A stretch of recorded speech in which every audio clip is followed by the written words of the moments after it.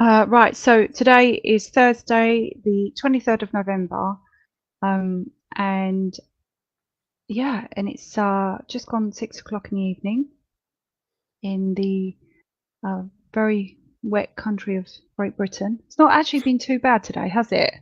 It's No, normally no. really like miserable, but it's actually been quite nice today. And so we are now on air live and just waiting for a few people to join us.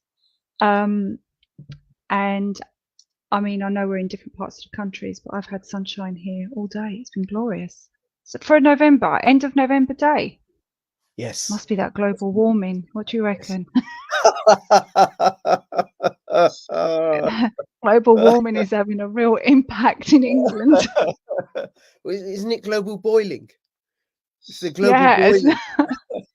I think I'm experiencing global. That's what we should rename menopause for women. Global boiling. There you go. Oh You've my done it. God. Oh my I God. like that. Right, ladies, it's no longer called menopause, okay? We are global boiling. That's what we are. I'm here with Crypto Rich, and we're not just going to be speaking about crypto, but that's what you're known as. And I came across Richard, is it Richard? Yeah. Rich. Rich. I came across Rich on someone sent me the Richard Vobes live you done, where you mentioned my name because you saw a video of the pedo suites in the supermarkets where I was ranting and screaming. Now, I came across that on myself on a video. I think it was the ladies in, I'm not sure who it was, must have been the ladies in Wales. And obviously, I wanted to go and see for myself if this was true. I was like, whoa, I need to check this out to see if it's true. And I couldn't believe it. And that's why I was like, oh my God, I can't believe this. I can't believe this. And that recording, shockingly, went quite far, which I'm really glad about because I've always said it's not about who gets there first, but it's about spreading as much awareness as possible. And then you picked it up and done the same thing. Yep. Laura, I was really inspired and enraged by that video. I thought, who is this? Who Mm. is this? Who is this? I want to reach out to her. And eventually I found you, but there wasn't a way of contacting you through your YouTube channel that I could work out, right? And then Ah, I know Richard, I've been on his channel before. So I reached out to him and I said, look, can we squeeze this in? I know you're really busy because he does 2 videos a day, right? And he was so generous that he fitted me into his schedule. And we did this video and I thought, well, I got to give a shout out to you and acknowledge you because you're the one that made me aware of it. So yes, and thank you for reaching out, and it's thank you for inviting me to be on your channel. And this no, will it's also my be on my pleasure. channel at some point. Yep. But I really appreciate it. Thank you. It's fine. And what I'll do at the end is I'll put the links on here to your channel so people can contact you and come and sort of follow you and etc. So what was your story? Because it was through you that I learned a few legislations. So you Yes. went out and checked it for yourself and managed to have a win. Yes, a temporary win because I went there a couple of weeks later. Before I go into that, I just want to say to people that they can find me on bit.ly/CryptoRichOdyssey and bit.ly/CryptoRich3Speak, which are censorship resistant vlogging platforms. I'm also on YouTube, but I get shadow banned there. And I'm also on Mm. Twitter at CryptoRichYT. Okay, so I saw your video and I went to a local Sainsbury's and I saw and I spoke to the manager. And for people who don't know, what I said to the manager is the 1989 Children's Act says, you've got to protect children from risk of significant harm. So it's not just significant harm, but risk of significant harm. Like it wouldn't do if someone was going to have Jimmy Savile babysit their kid that evening. No. That's risk. That's enough risk, right? And then also the Sexual Offences Act 2003. And I didn't Yep. have the specifics, and he agreed to take them off. And then I actually work as a child protection social worker, and that's what I'm qualified as. And I contacted a few social worker friends of mine, including a police officer, a former police officer who's now a social worker. And he sent me a screenshot Section 10 of the Sexual Offences Act, which makes it a criminal offence to entice or induce or in any way encourage a child under the age of 16 to engage in sexual activity. So then a couple of weeks later, I went back to that same Sainsbury's, and there they were, the sweets again. And I haven't done a video about this. This is the first time I'm talking about it on video. And this time I was like, okay, I'm going to make more of a scene because I'm not shy. And I wasn't shouting. I was just speaking with an intention to be heard. So I walked up to this is a Friday evening. I walked up to where the tills were and I said, excuse me, can I speak to the manager, please? Look at these sweets. Look what it says. Sex and sweets go together. Isn't that disgusting? I was saying to and nobody in particular, and a couple of guys walking past. Yeah, oh, that's it. That is disgusting. I said, yeah, it is, isn't it? And then one of the staff called the manager over. The manager came over, and I said, look, have you seen these? Sex education. There's condoms on there, and look what it says on the back. And this is in the children's sweets section. You know, can you remove them, please? And he said, no, I can't remove them. And I said, well, you can.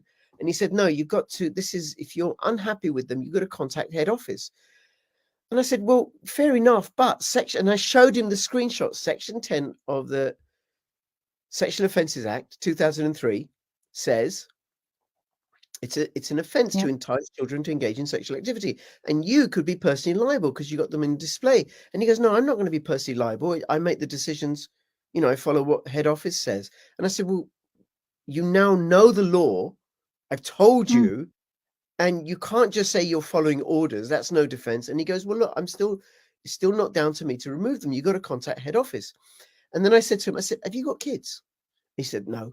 I said, what about nieces and nephews? He goes, no. And then he said, I'm an only child as well. I mean, credit to him, right? Credit to him. And I said, look at the stuff on the back. It shouldn't be for kids. You should maybe put them up with the dark chocolate. Yeah. Yeah, where nobody goes. But with kids and stuff. And he said, well, you got to contact head office. I said, no, I don't. I said, you have the power to remove goods if they're damaged or if a customer makes a complaint. I am making a complaint. He goes, all right, I'll remove them. Oh, fantastic. So I haven't been back there. They may just put them back on. Some other manager comes in, puts them back on, right? No. Think of enough people make enough noise. Yeah, exactly. I wrote your words down, and as soon as I heard you say that, I was like, oh, this is brilliant. So legislation 1989 Children's Act. Children have to be protected from exposure to risk or significant harm. And then the Sexual Offences Act 2003 Section 10. It's a criminal offence to entice or induce or deceive children to engage in sexual activities. They can be personally liable because this is classed as grooming. Yeah, that's an anti-grooming legislation. Yeah. Yeah, and then can I just say, Laura, about this, right? Because I think it's relevant. So, when we're looking at the whole issue of paedophilia, the whole discourse of paedophilia, I think there are people can be in four groups, right? So one is they're the paedophiles themselves. And they're incredibly devious and manipulative. They have to be to get away with what they do, right? The other is those that enable the paedophilia. That's the third group. They enable the paedophilia. Like say Ghislaine Maxwell, maybe she was a paedophile herself, but she enabled Epstein. Then there's the other group, which are those that are unwilling to accept or consider or even look at that it goes on. Because it's too upsetting, or they think, no, Jimmy Savile was such a nice guy, and I liked his Sunday lunchtime show, which I did, by the way. I used to listen to that, right? Yeah. And then the other group are those that call out the pedophiles. Yeah. And in the face of everything else, and the pedophiles are going to be incredibly manipulative because they don't just groom the child, they groom people around the child, like Jimmy Savile did. He groomed loads and loads of people to believe him, that he was just a nice guy, you know, fixing things for people and doing charity work while he was doing God knows what with people in that hospital. So because then they have a defense. Oh, you can't say that about Jimmy Savile. He does such good charity work. So there you go. So yeah, it's true. And you're right. They are very, very clever. In fact, as much as I can't stand the celebrity here, obviously for many reasons, But Oprah Winfrey made a speech on one of her shows once. I just caught a clip of it, and she said a good groomer will make it so that the child enjoys it. And that's the danger of it. That is the actual danger, is when a child becomes it becomes like they become accustomed to it and they start to enjoy it, and that's when you have a groomers that are really good at it. And so then it's like a game, it's like something that, you know, they fall into the prey of not realizing that they're being abused. Yeah, I'm not sure if I agree with that interpretation, but you know, pedophiles have to be incredibly devious and clever and secretive, and then they, you know, gather other pedophiles around them, because non-pedophiles have no interest in pedophiles, are repulsed by them, and are a threat to the pedophile. And then pedophiles, well, what are they going to do with a non-pedophile? This person can't get me, you know, what I want, and this person is a risk to me. So they'll hang out with other pedophiles. And, you know, I do know that our king was a very good friend of Jimmy Savile, and would have known. I knew about Jimmy Savile when I was 19, back in 1984 or 1982, 1983. I was told by the director of a children's charity that he was a known pedophile, very notorious, well connected. Special Branch would have known. MI5 would have known. Yeah, of course. About when I was doing a health and social care course at college a few years back. I'd done a whole year of health and social care and realised I wanted nothing to do with it. It's funny that I was like, no, nothing. But I wanted to actually get into social services, believe it or not. And we had a social service lady come in, and she said that the thing about the paedophiles and this sort of subject is that if social services are called to an emergency and there is a child being groomed by a paedophile or a child being beaten, that child will come first because it's a more immediate threat than the fact that they have a child living with a paedophile. And she explained that the problem is that it's very hard to prove abuse when a child is being looked after and loved. And so it's a very difficult thing to win in any court, because you've got to prove evidence above and beyond reasonable doubt that they are being abused in some way, shape or form. Is that right? Yeah. Sexual abuse is incredibly hard to find evidence for because of the nature, because it happens in the shadows, because there aren't necessarily physical signs, and then also because of the people that are protecting them. I mean, one of the things I want to say is about the whole conversation about the grooming gangs, the Pakistani grooming gangs. What is it, in Blackpool or somewhere in northern England? And it's used by organizations like the BNP to stoke hatred against Muslims and Pakistanis. And by the way, I'm Muslim and I'm Pakistani, and I'm a child protection social worker. And I've been thinking about, well, what happens on the ground? I'm speculating what happens on the ground that it persists. Because if I'm a social worker and I come across this, well, I will, you know, something like this, sexual abuse or whatever, I will share that information with my manager, like I do with all the cases that I'm working on, and I get feedback and ideas and what to do and where to take it. And then my manager, if it's a major thing, will feed it back to his or her manager. And if it's a big thing, it'll go all the way up the chain.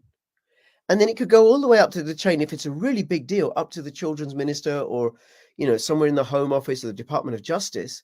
And then somebody up there who's compromised in some way or acting for somebody else, knowingly or unknowingly, passes the message down, and they might say, leave this alone. Interpol are investigating. MI5 are investigating. Leave alone, leave alone, leave alone. So it comes all the way down to the frontline social worker who's got this instruction, leave this alone, because Interpol or MI5 or big police investigation, they don't want you to ruin it. Well, that seems plausible and sensible. So it passes. And then the media produced this nonsense story that the police were afraid to act because they were afraid of being accused of being racist or something, or social workers. It's nonsense. It's a complete red herring.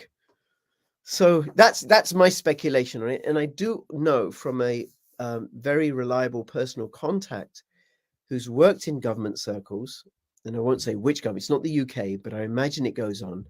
That how intelligence agencies will get compromising material on a politician or a judge, or Yes. a CEO, and then they're owned. They're Yes, owned. absolutely. I think most of them up there are owned. Yeah, because people can own, an MP can own up to being gay, they can own up to being an alcoholic, they can own up to being a gambler, they can own up to being unfaithful. Nobody can own up to that they've had sex with a child. That's Yeah. it. They're Yeah. owned. Yeah. And I Absolutely wouldn't put right. it And in past fact, you won't put it Mossad or past.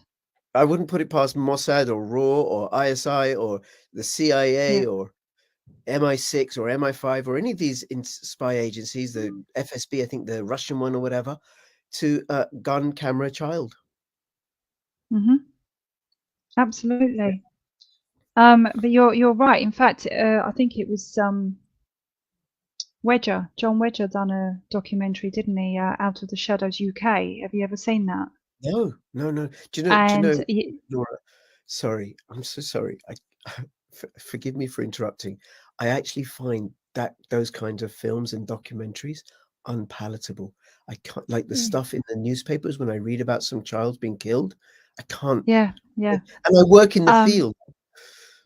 Yeah, I absolutely get that. This wasn't a mainstream TV. This was one of Right. those. It would never have been shown.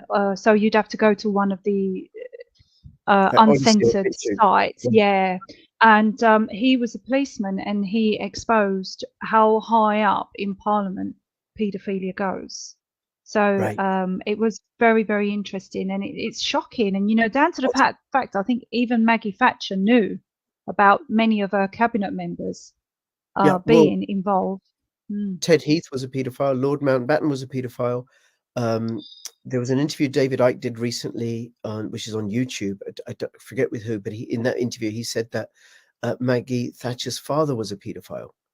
Oh, so great. what was the name of that film again? Oh, it's I can send it to you at the end if you like. It's called Out of the Shadows UK. Out of the Shadows UK. Okay. It's it was good. It was definitely something there was a lot to it. I think he done a good thing, but again, he exposed how he was told not to look into these things, that his job was at risk if he carried on down this line. But the other thing I want to say is I've had an absolute, I cannot tell you how much stick and abuse.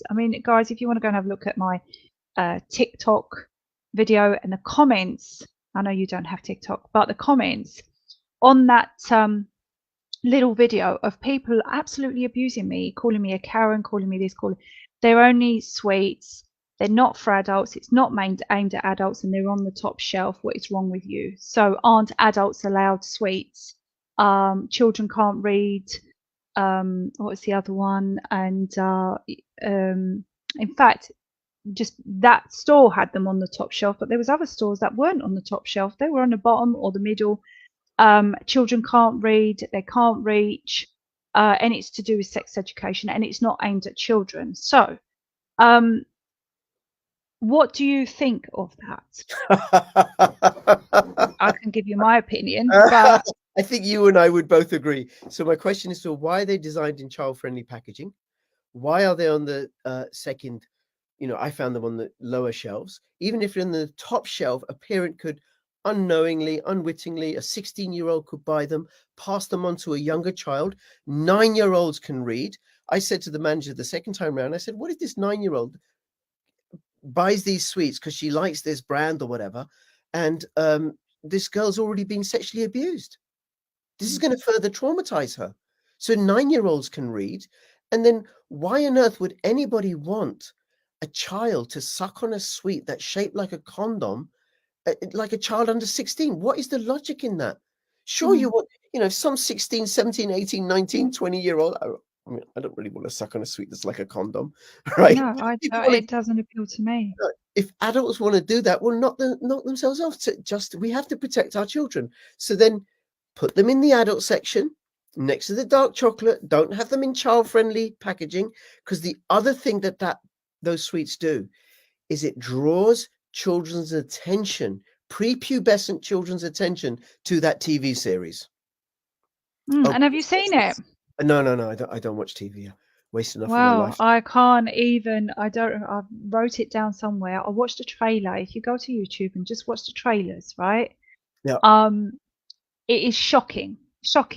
Now, let me ask you something. I don't know if you guys. So if we go on, one more response to the question, what would I say? Yeah. Well, I go back to these 4 groups of people. There are those that are the pedophiles and carry this out. There are those that enable it. There are those that ignore or pretend or can't confront it. And that there are those call it out. We get to say which group we fall in. And then, well, which group are you going to be? You're going to enable it? Is that what you're going to be? Or you're just going to ignore it? Or you're going to ally yourself? If you're not going to call it out, you're going to ally yourself with those that do call it out. Or perhaps you might be one of these, because nobody's going to admit to this one. No, you're right. You're absolutely right. But people can't see the bigger picture. They don't realize that this is a target on our children's innocence. And it's it's dangerous. It's absolutely dangerous. It's worse than that. It's not a target on our children's innocence. It is that. It's an assault on family. It's an assault on culture. It's an assault on society. It's an assault on religion and faith. Whether people are, whether people have an active religion or not, or they're very liberal or atheist or agnostic, pretty much everybody has some sort of moral code. And it's an assault on that. Those children who are, for whatever reason, sexualized by the stuff going on in schools, they go home, they visit that play upon their younger brother or sister or the kid next door, and now you have sexual abuse in that household where it wasn't an issue. It fractures those families. Those children grow up to become adults who are dopamine addicts and can be easily controlled and manipulated, unable to hold down relationships, all sorts of problems like drug use and promiscuity and dysfunctional relationships and poor academic performance. It does not make for a healthy society, which is why there's a pretty much universal prohibition against child sexual abuse. Yeah, and did you notice as well the children that when you have a child that can't quite, eight-year-old children can read, okay, even 5-year-old children can read. If they read the packet, and or maybe their older siblings will read it to him. Sex and sweets go hand in hand, and then it goes on to explain how I don't have it in front of me now, but basically, right, how they are both amazing. So sex and sweets. So now, if you're a child, and make you feel good. So now, if you're a child and you can't even contemplate sex, but you understand how amazing a sweet is, isn't that then going to make you curious? Well, what it does, it normalizes sex as part of normal children's discourse. That's what it does. It's the thin end of the wedge. There's no, wait a minute, this child doesn't have the emotional capacity, let alone the physical paraphernalia to engage in something like that. And it promotes promiscuity. It even had a condom saying "be curious," like it's really good to. Did you see that? Yeah, I know, right? Reminded, it's like, yeah. So the show, I just want to give you one line from the show. It's about this boy who's like, high school, 16 or whatever, 18, I don't know. He goes to this high school and he's odd. He is odd because he hasn't kissed a girl until he was 16, so that makes him odd. He struggles to, it's really crude. I'm not even going to go there. But his mum she's a sex therapist. And she sat down, and I just couldn't believe this. Maybe I'm just odd. Maybe it's me. But she sat next to her son, who's like 16, and she said, I've noticed, now I can't get my words 100% right because it was a little while back, so if anyone can remember, I've noticed you've been trying to masturbate lately. Right? Now, what parent would say that? Exactly. Is it just me? Do you want to talk about it? She says. Can anyone here? But what I mean, teenager, what healthy, wholesome teenager wants to talk about that with their own parents? You and I know, I think you'd agree with me, Laura. I don't care how many brothers or sisters you have. no, Our parents never had sex, as far as we're concerned. no, Never did. no, you would No. not.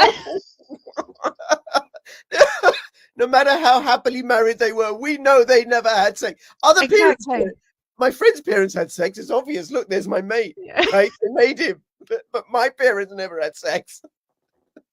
It's true. It's absolutely true. But yeah, and that's the, and the show carries on, and it's all promoting promiscuity. That sex is just amazing, and that you should send. The other thing it promotes is sending, and this is something that I want to run by you. It's sending naked pictures of yourself, of your parts. It promotes that. Now, That's a criminal offense. That is a criminal offense to send obscene literature like that, obscene images across the internet by phone and stuff. I've actually worked with kids as a social worker who've been grilled by the police about this and warned by the police, you cannot do that. It's a criminal offense. So then this program is not only promoting sexuality. Okay, they're over 16, but now through these suites, these 9-year-olds are going to discover this program and turn on Netflix. There it is, right? Mommy and daddy are out shopping because of course they never have sex, right? So they're going to get exposed to this whole conversation, and then it's promoting this illegal activity. But the other thing, Laura, is it's done without any context, of relationships. Yep. No morals, no dignity. No moral code. With and I don't mean religion, but like I said earlier, people who aren't necessarily religious have a moral code, unless they're psychopaths. Yeah. Now let me ask you, where would the biggest library of all these pictures be? Like Google Cloud, like the internet. So there you go. Now you've got Pedo City up top storing all these pictures of people sending pictures of their especially young people, because this show promotes it. So you can see where this is going. Yeah, but then what it does, you send some 16-year-old sends that image to a 15-year-old that they fancy. The 15-year-old hasn't watched this program, doesn't know anything about it, and now the 15-year-old has got these sexual images on their phone, uninvited. And then the young people, they don't have the compos mentis, the capacity to think about the ramifications of this. And but they've been told by the TV that it's okay. If you get a chance, do Google and watch just the trailers on YouTube, to the series 1, 2, 3, and 4, and you'll be shocked. Just as the trailer goes, I'm sure you'll be able to read between the lines as I did, but that is what is going on, and that's what these suites are promoting. They are promoting chaos. But I used your legislation, which was amazing, and I called a lady went into the Asda in Strood, Kent, and they were still on the shelf. She didn't have the time to deal with it, so I actually called the manager, spoke to the manager in Asda in Strood. So if anyone's from Strood, don't remember his name now. And I spoke to him, said, you've got these suites, and he actually went and got a pack, and I spoke to him about what's on the back, and he was absolutely shocked. He had no idea about these suites.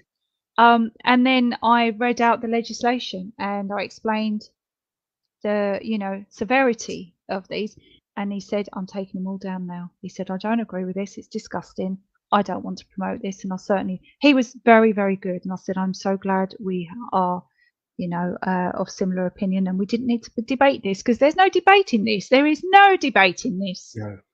No. So I wanted to thank you for that. You're welcome. You're absolutely welcome. And thank you, Laura. And thank you for spreading the word. And for anybody who's watching, go check out your local supermarket in the UK and Ireland or wherever they might be, and check out and go to the website and maybe ring them up and say, look, Sexual Offences Act, Section 10, you cannot groom children. It's a criminal offence. Mm. Yeah, Yes. absolutely. So we'll move on from that one because I want to about your job though. How do you? What's it like on the other side? How is your job? It must be quite Do you know, difficult. it is, and I suppose I really love it. I absolutely really, really love it. I'm really, really satisfied and settled in what I do. You know, I do the rough end. I'm on the front line. I'm out there visiting families. I get the referrals, I check it out, and I look at, okay, do we need to put them on a child protection plan? And if need be, I will remove children. And Mm, sometimes that process takes ages as I gather evidence to go to court and prove to the judge and get the judge on my side. And other times, you know, I have in one instance asked the police to come and remove the children straight away because the place was so they was just so mm, unsafe, and the police agreed with me. And in that instance the kids went to stay with their grandmother. We always try and keep children within the family. um, there's other areas of social work, like working with children with learning disabilities or adults or with disabilities or elderly or fostering or looked after children. Oh, I can't be doing that. It's not me. no. Not me. No, But no, no. no, I don't. But you make a good difference Thank you. to these children. So that's the important part. And um, it is a very difficult sort of job, isn't it? To S- Thank you. It is, Laura. Forgive me for interrupting you again, right? Because no, it's fine. um, it it fits my personality or how I am or whatever, and also my commitment. I am working for, or I'm working to protect the most distressed, disadvantaged demographic of all: Mm, children from chaotic, distressed, abusive households. yep. Children, they don't have any economic power. They don't have any political power. They have no voice. And they're with parents who, for whatever reason, because of their own tragedies usually, aren't able to care for these children as you know, as these children need to be cared for. So for me, it's consistent with, I suppose, what shapes my politics. I'm up for a world where human beings honor human beings, where Mm, children honor their parents and parents honor their children, and I honor you and you honor me, and this one honors that one. You know, a world where our relationships are bound by honoring each other. So it's an expression of that for me. I like that. I do. It's a sad existence that a lot of these families, through no fault of their own, are destroying their next generation. Mhm. Um, do you provide any help for the families to better themselves? Yeah, yeah, always, always, always, always, always, always, always, wherever possible, we try and work with the parents. I mean, the law says that the 1989 Children's Act is one of the best pieces of legislation, not just in children welfare, but in any sector of law throughout the world. It is an Mm, incredible piece of legislation. Um, Despite how the mainstream media, you know, the Daily Mail and others talk about social workers and what happened, they removed my kids, and I could say something about that in a moment. But we try and keep the children with their parents. So, you know, one of the most common things that I deal with is domestic abuse, which mm, is usually where the father beats up on the mother. mm, Great with the kids, but beats up on the mother. And the mother might say, well, you know, he only ever does it when the kids are asleep. Well, no, that still messes up the kids. Beating up mm, on the mother, sometimes the father, is as harmful as directly abusing the child. mm. And people don't get that. Even when the kids are asleep, the brain picks it all up. It messes up their growth, their hormones, their brain development, everything. And Yeah. they grow up to be kids who are like directly abuse themselves. And the girls often grow up to become women who are abused. And the boys grow Mm, up to become men who abuse. Not necessarily, but you know, it's just their patterns that they've yeah. learned. Mm, So then we'll offer the men a course in honoring women. No, when you get pissed off, you don't thump them. yeah. You let Yeah. them have let them have a job. You let them have their own finances. You don't try and control them and be so jealous and all of that, right? And for the Mm, women, don't put up with the guy who's not going to honor you. mm, You deserve better. And these are the signs to look out for. And one sign for any women watching or whatever, right? You go out on a date, you meet a guy, and if in the very early on in the relationship, he says something like, "Oh no, no, no, no, I don't believe in hitting women." why would you say that? Why would anybody say that? Mm, You know, mm. like, do you know, Laura, I don't believe in pulling the wings off flies. Oh, great, Rich. Thanks for telling me that. Yeah, yeah. It's sort of a giveaway that there could be a problem. Yeah. Yeah. And then they move in very, very quickly. Like, you're the one for me, blah, blah, blah. You're the one for me. Let's be together. And then they isolate the women from the rest of the family. They want to move together, get them pregnant. Mm. That's it. Owned. Watch out. So there's a lot of Sorry, Laura, a plug, yeah, right? Women's Aid. Women's Aid do incredible work. So if anybody in right. watching this is in that sort of situation or knows somebody who is, call Women's Aid. Free phone number. Incredible, incredible work. Shout out to them. Excellent. Yeah, I They mean, should. I was volunteering for a company a charity, sorry, called Satida, which work with domestic abuse women. But at the moment, social services all across the board has got a very bad reputation. So there are, there are genuine people, I believe, like yourself, that are doing a good job. But there's a real stigma around social services that they just want to take children away from the parents. They're very quick to do that. So what would you say on that? Well, my counter to that is you only ever hear one side. Mm. See, if a local authority, if social workers in a particular local authority remove a child from a family, and then those parents have the child removed, they go to the press and they say this, they give their version of events. The local authority is never going to give its own version of events. It's just not. Right. Because they've got to protect that child's confidentiality. They just don't. So all people ever hear is one side. I know from where I have sufficient evidence that I'm like, oh my God. You know, I'll give you an example. Get a referral from a GP. GP gets called to this house. In this house is a 21-year-old, the mother, a 15-year-old and a 14-year-old. The 21-year-old is in college. The 15-year-old and the 14-year-old were barricaded in a room.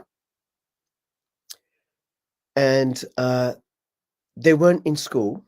Mum said she was home educating them. And then so the GP passes it on to social services, and I'm the social worker, and I go and visit the mum. I go to the house, and I'm really straight with people about their rights. And so, look, and she refuses to let me in. Fine. She doesn't have to let me in. I have no right to go in, right? But I keep going. And then one of the things she brings the children to the door. I see them at the door, and there is something odd. There is something not right. I can't articulate it. I don't know what it is, but I have this uneasy feeling. Something is really off here. They're clean, well presented. But I didn't have evidence to remove them. I can't just go in there. I could call the police and the police look at them and say, well, there's nothing going on. So I have to gather the evidence. It's not that easy. And then what happens is we get the boy into college. I mean, the 14-year-old and the 15-year-old didn't know how to cross the road. They didn't know where the library was. I asked the mum one day, I said, look, at the doorstep, because she's still not letting me in, show me some books. Show me some books they're reading. I don't care. The Bible, the Atlas, encyclopedia, show me a book. The 15-year-old brought down a Mr. Gum book, a book that I read to my son when he was 6. Okay, this 15-year-old is not getting what he needs to be a fully functioning, healthy, wholesome 15-year-old. Now, the mum had mental health problems, and we get the boy into college, but then mental health problems aren't obvious. She's managed to contain everything.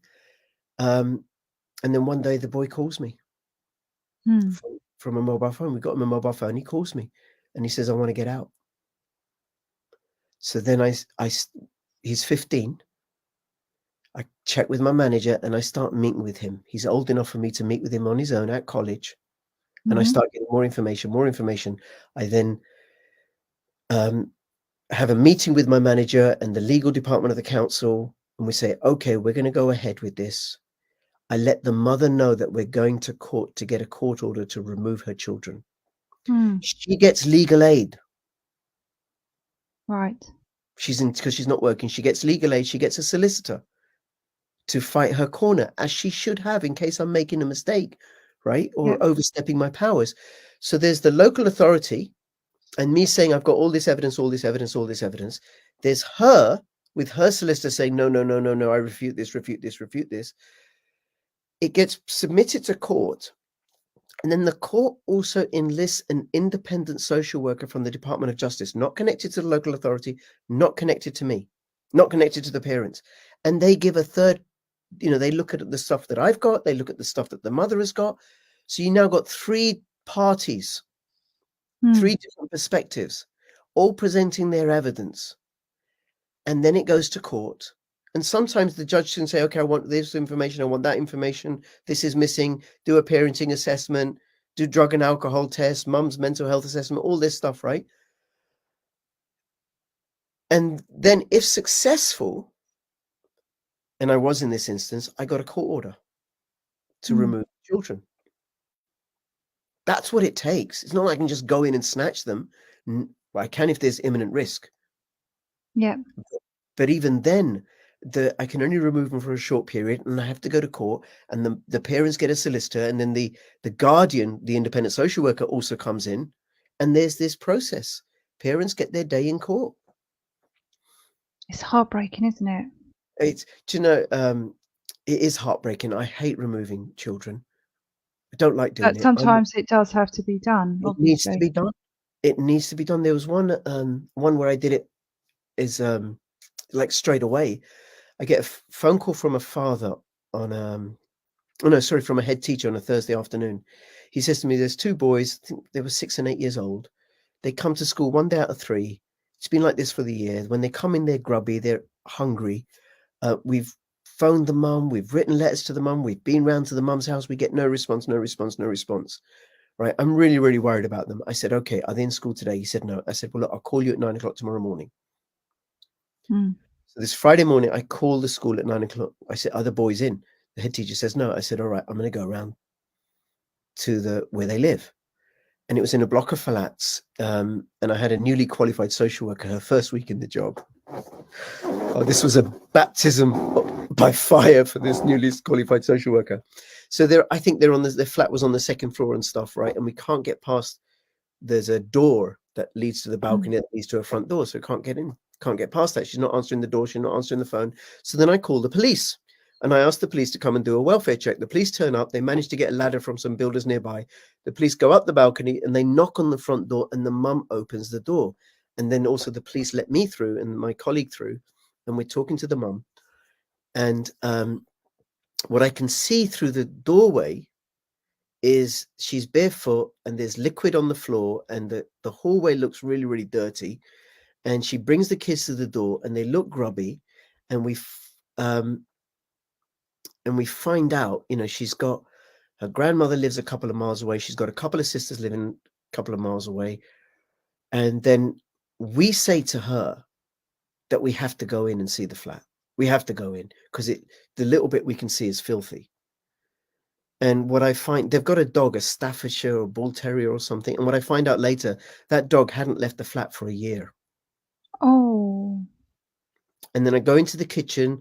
There's just household detritus and rubbish all over the kitchen floor.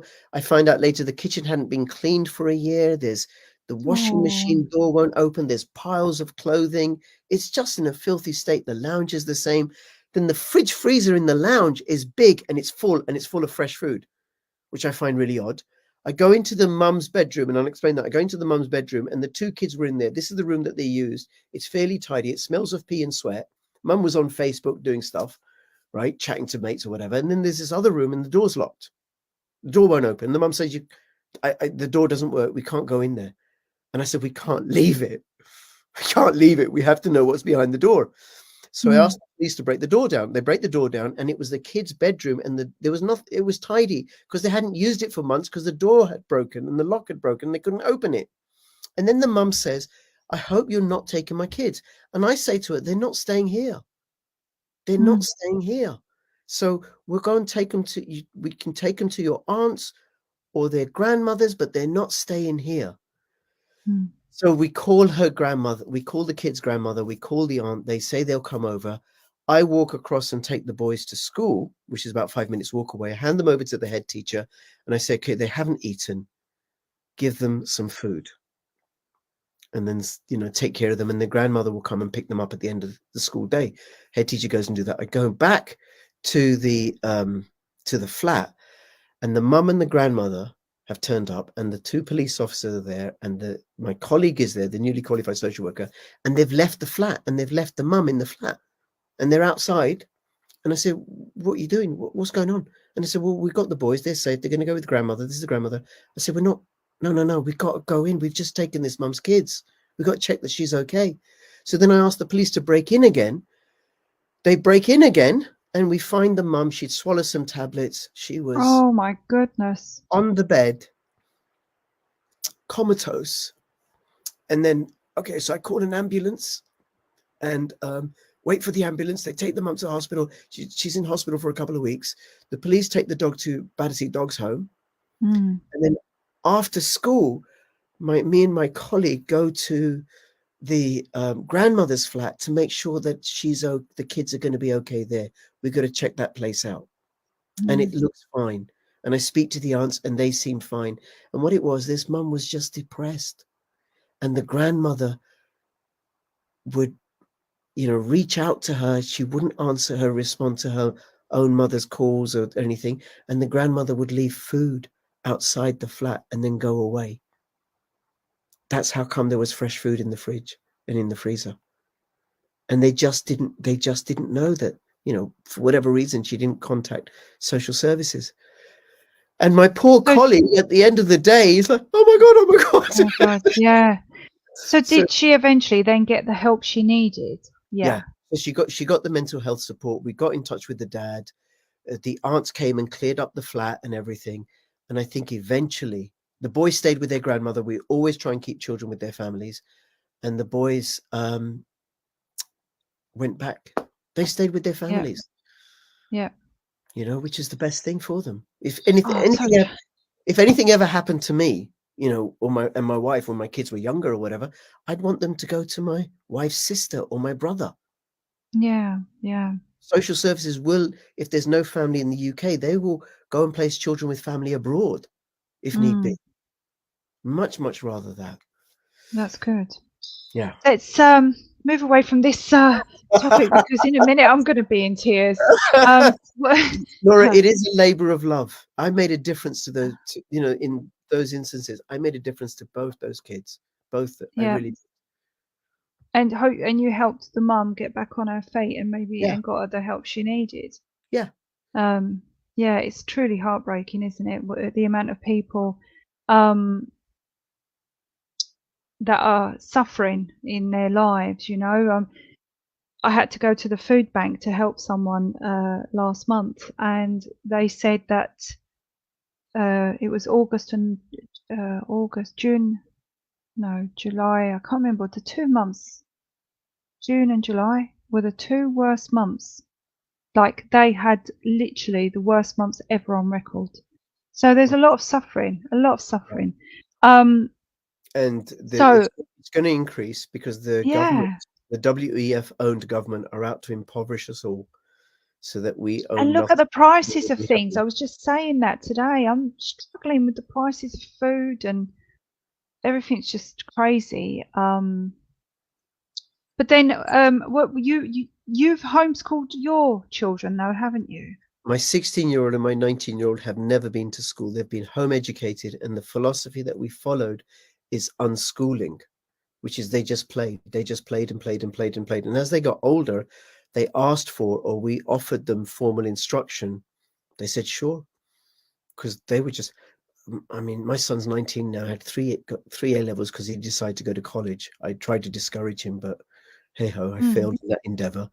And this is after a childhood of play. I'm so envious of their childhood, about in the forest, in parks, sand pits, skateboarding, ice skating, horse riding, because he'd work in the stables a weekend so he could get free horse rides and stuff, hanging out with his mates, Lego, card games, Magic the Gathering for days and days and days with his home educated mates. Every day was a school holiday for him. So how did you teach him maths and English, or did you have like a basic instruction? So when did they learn to sort of read and write then? And numbers. They learned naturally. Or they are. My son learned mathematics by playing Monopoly. You know, they would do Lego, and they'd count their Lego pieces or whatever. Or if they're sharing things out as part of some other play, they'd count it out. We always read to them at night. It was just delicious. I refused to read TV tie-ins or Disney versions. I said, you want the Jungle Book? I will read you the original. I'm not reading that Disney rubbish. Excellent. Right. And so by the time he was 7 or something, I'd read Jungle Book to him twice. I mean, the Rudyard Kipling novel is wonderful. It is so wonderful. It's so well read. And the Disney book is just, it's like, it's just disgusting, like cardboard. And when he was 8, he said, look, I'm ready to learn how to read. I want to learn how to read. So my wife said to him, well, ring up your mum's friend, your dad's friend who's a teacher. So he goes, okay. He rang up my friend, so I want to learn how to read. And the teacher said, okay, well, make a timetable, practice with your parents. Choose a book you love. He chose Rudyard Kipling's original Jungle Book to learn to read. I think we have a troll on our site. I can't find him, guys. There he is. I've got to block someone. Sorry. Okay. No problem. But it took 15 minutes, on average, 15 minutes a day over 3 weeks. And then he was on his own. He was off. I never had to give him another lesson. So 3 weeks, 15 minutes a day was all it took. And he chose Rudyard Kipling's Jungle Book because he loved that book. That's all it took. So what are kids doing in school? How much of the school day is a waste of time because kids are messing about? Or I remember, being completely bored by botany. I have no interest. Completely bored. But it was part of the biology curriculum. I like the animal stuff. I didn't want to do this stuff. No interest in physics and chemistry. Why do I have to sit here? Bored out of my brains. So it's natural. My son's at home. He's 14, nearly 15. It's hard work because, I can't afford to an everyday holiday, to do things. But he's, I teach him to sort of think outside the box. We learn life skills. He gets involved with, bits and pieces that we do, shopping and, everyday stuff. And he does want to go to college when he's 16. And I said, well, that's fine, because by then I'm hoping that he will just get a job and, work from there. But by the time he's 16, he's kind of bypassed those very impressionable, vulnerable stages of peer pressure. And he's more in control of, being more assertive and out of that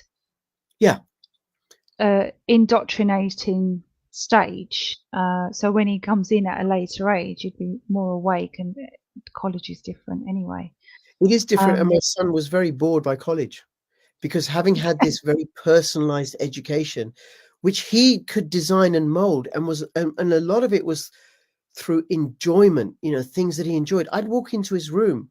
Laura, can you get how shocking this is? What a terrible way for a 15-year-old to behave. I'd walk into his room and he's on YouTube, bloody YouTube, watching a documentary about 15th century Mali.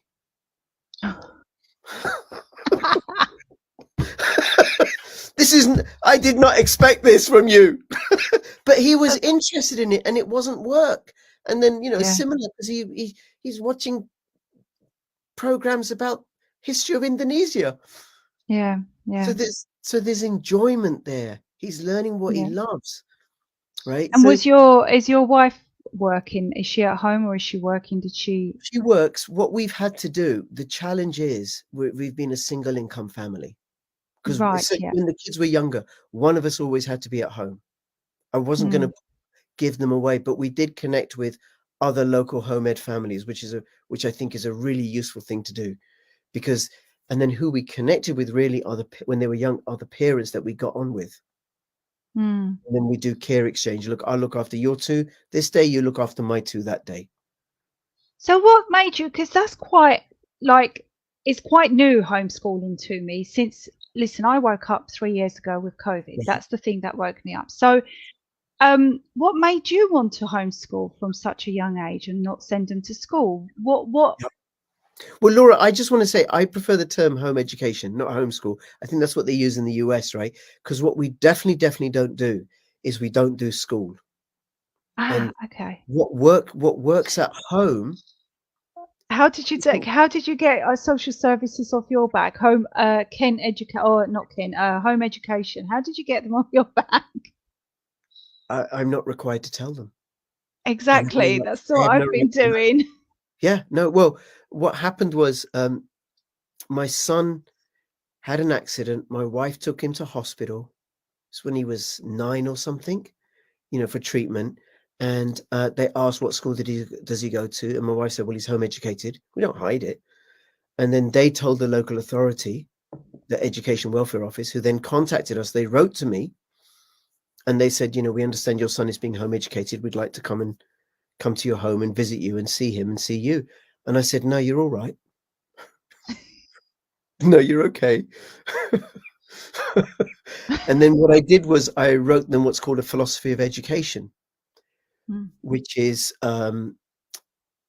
why we decided to home educate, and then what activities my son engages in that are age appropriate, that cover social, emotional, literacy, numeracy, and I suppose I put in spirituality because I'm the kind of Muslim that goes to Quaker meetings, so I included that, right? And then I sent them that, and then every year they'd ask me, well, we'd like to come and see your child and see you. I said, no, thank you, you're all right. Send them a philosophy of education. And then one year they said, we want you to come into the office with your son. And I said, why? And they said, well, the director of social services wants all home educated children to be met, to be seen. I said, fair enough. Do you have any evidence that my children are at risk of harm in any way whatsoever? They said no. And I said, well, we're not coming to see you. I said, it's my job to protect my children from the intrusions of strangers. So unless you have any welfare concerns for my children, I'll just send you a philosophy of education. And that's what I did. And then I was always late in replying. And it never communicated by phone or email. It was always by letter. And then it got to an age, they stopped contacting me because, well, he's 16. And they never knew about my daughter, never told them. And I've told my manager. Did you register your children? You don't have to register them. The 1996 Education Act, Section 7. It's the parent's duty to educate children either by regular attendance at school or otherwise. So I can either delegate that service to the school and say, okay, I want my child to go to your school, and the school will say, okay, well, here's the agreement, this much attendance, these times, these dates, and this is what we'll teach him. Okay, great, off you go. Or otherwise. And I did otherwise. And the law in England and Wales is really, really great for home education. I'm not required to keep to any curriculum. I'm not required to have a timetable. I'm not required to have any set subjects. All I got to do is give them an education that's efficient, that's suitable for their age and aptitude and ability, that allows them to gives them what they need to become fully functioning members of the community in which they're growing up in, which I suppose is this middle class demographic, right? Muslim dad, Christian mum. Excellent. Without foreclosing any other options. So, if they wanted to go, it works for, say, Romani children. That they should get what they need so they can grow up to become fully functioning members of the Romani community. And should they wish to leave and live another lifestyle, they have what it takes to go and do that. That's what's required. Good. That is really good. But did you register your children's birth certificates? Like, did you register them into the system like everybody else did? I did because a lot of this stuff I don't know. I don't fully understand. I'm new to it. Legal fictions, all that business. I'm still learning about it. Don't worry. Don't stress yourself with that at the moment. But that's really, really interesting, actually. That I hope people are sort of taking notes, and for anyone that's worried about home education. Yeah, I mean, education otherwise is a great website. edyourself.org, a great website for information. And there, go connect with other home educators in your area. That's a really, really, really useful resource. And for children with young parents, the parents need the support of the other home educators. The children are fine. It's the parents that need the support. And then later on, as the children get older, well, the children just get to play with. It's hard because parents have got this idea that you have the child, and when they get to 3.5, you start fobbing them off in nursery, preschool, and then nursery, and then, oh, I can't wait for when they go to full-time school so I mean, look, this is some of the areas that you're around. Parents don't even get out of their pajamas. They go to school in I've seen this, in their nightgowns and slippers. I've actually seen this. And they drop their kids off, and I am mortified. And they go back home in their pajamas and nightgowns and slippers. And that's their life. Yeah, there is a phenomenon, a term within social work called normative abuse, which is where we take on practices that are abusive but have become normalized. So we don't see the harm that they do. So, for example, formula milk. We were told that was at least as good as breast milk. So people took on that. And it's not. It just isn't. Just isn't. But it's taken time, meanwhile, for I don't know how many years, right? So I consider putting children in nursery, giving children away before the age of 7 to non-familial strangers. I consider that normative abuse. We are the only mammals that do that. The attachment phase in human beings is 0 to 7, about 7, and it ends, right? Chimpanzees do not. So you're an infant for 7 years in terms of attachment science. Chimpanzees do not give away their attachment, their infants within the attachment phase to some other non-familial group. They don't do that. You hold on to your own during attachment, and at the end of attachment, children naturally begin to move away. Their immune system has matured, their brain has developed to a certain level, they're able to generate their own antibodies, the adult teeth start coming in, they lose the ability to suckle on the mother's breast. They're ready to move away. So you've got to at least hold on to them till they're 7. So I know about that. So we co-slept. My wife breastfed. I didn't either for 3.25 years each. You didn't chest feed. I definitely did not chest feed. I said to my wife at 3:00 in the morning, if I would, I could. And then I turned over to go to sleep. One of the unsung benefits of breastfeeding. I can go to sleep. Nothing for me to do. Wait, feed your baby. I'm off to sleep. How long did she do it for? 2.25 years. That's fantastic. Do you know, Laura, I wanted her to do it for longer, but apparently it's not down to me.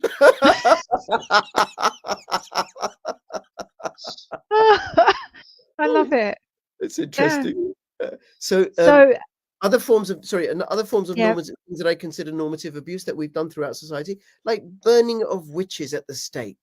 I know, right? Foot binding, right? These school, nursery, normative abuse, even because it impairs development.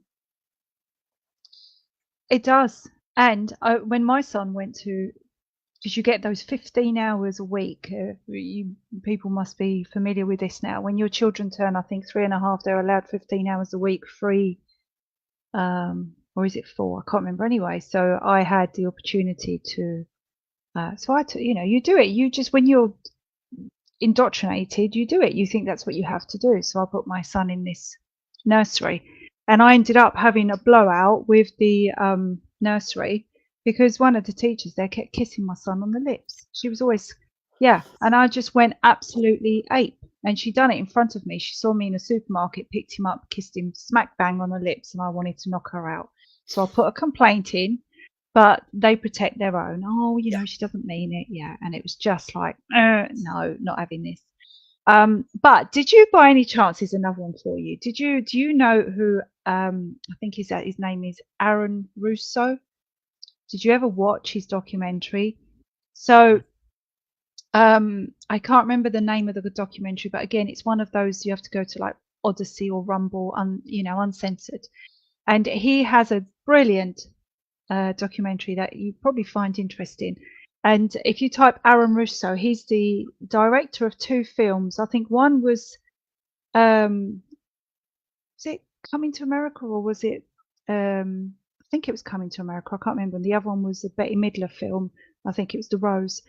They're the 2 films he's ever made. And then he woke up to what was really going on to do with taxes and everything.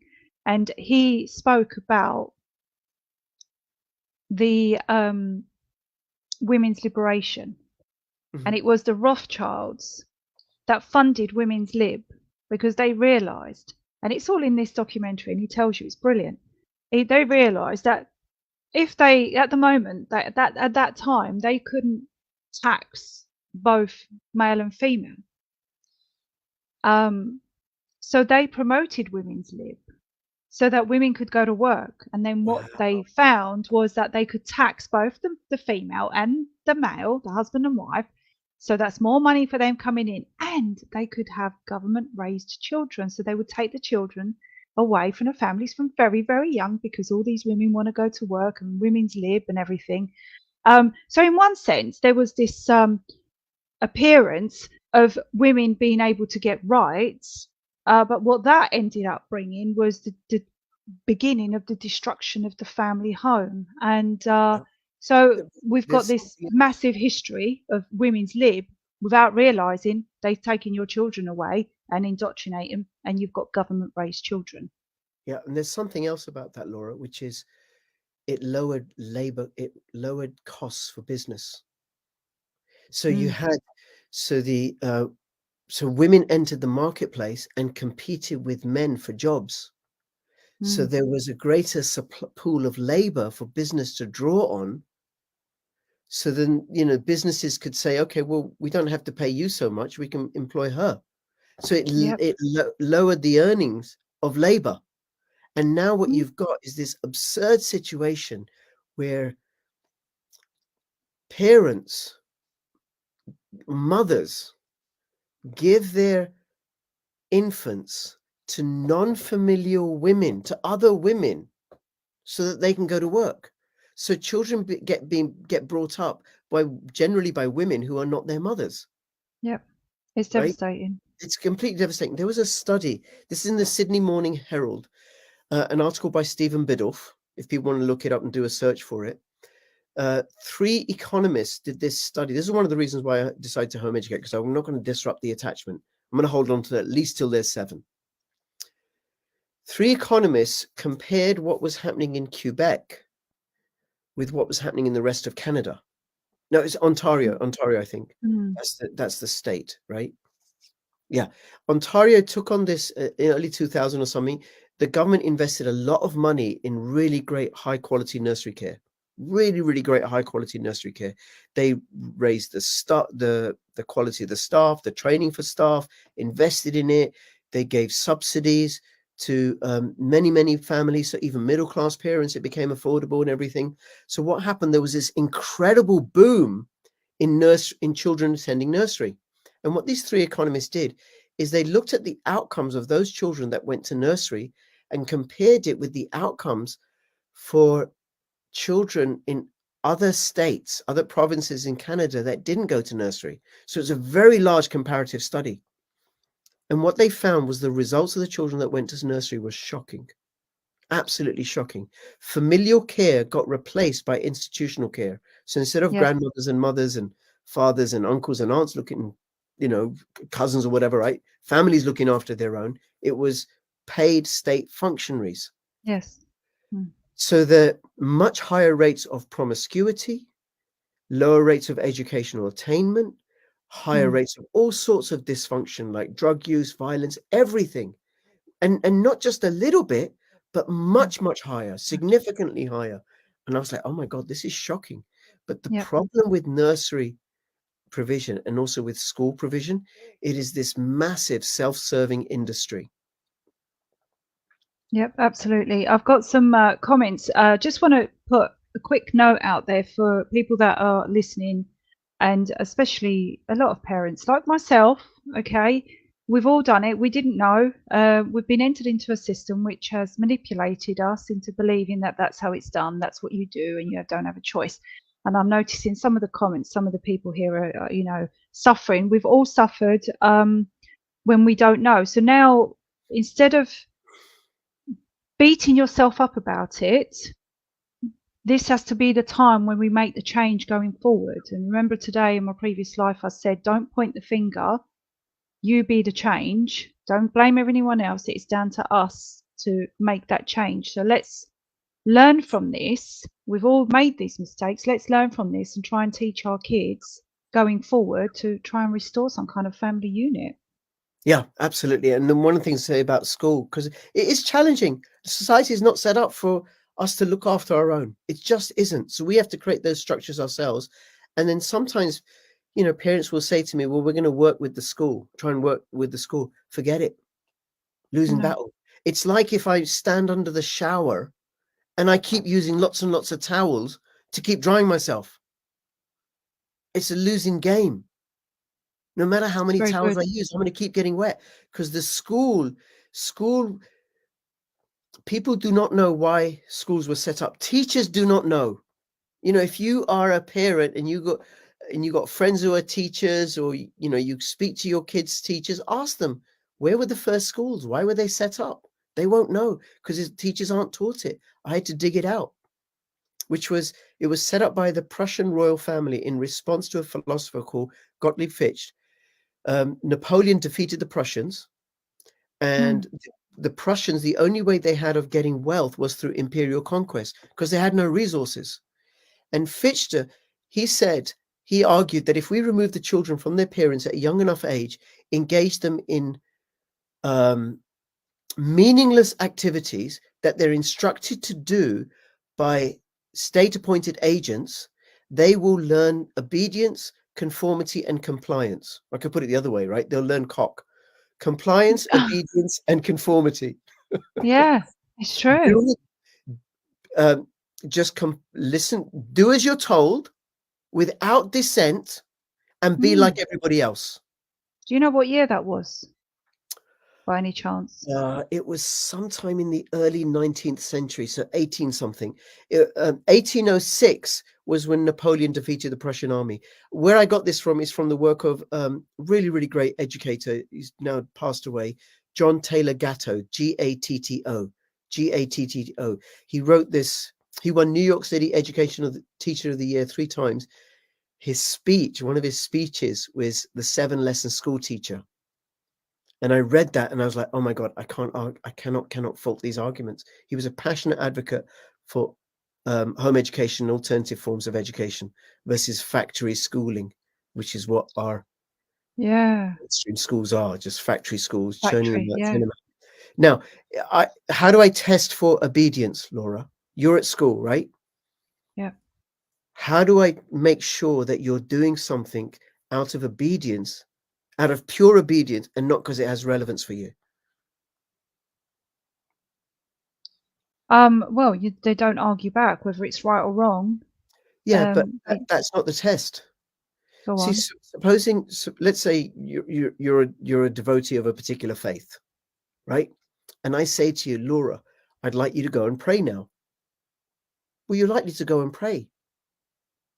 Are you doing it because you're following an instruction, or because it has relevance for you?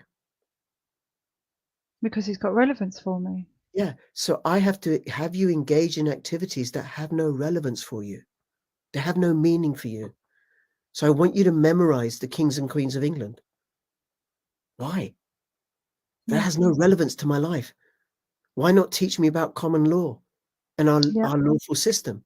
Well, that might have relevance for you. Why not teach me how to manage a bank account or a budget, or change a bicycle tire or a car tire? That might have relevance for you. No, you need to memorize 1066. Yeah, but I don't want to. It's got no relevance to me.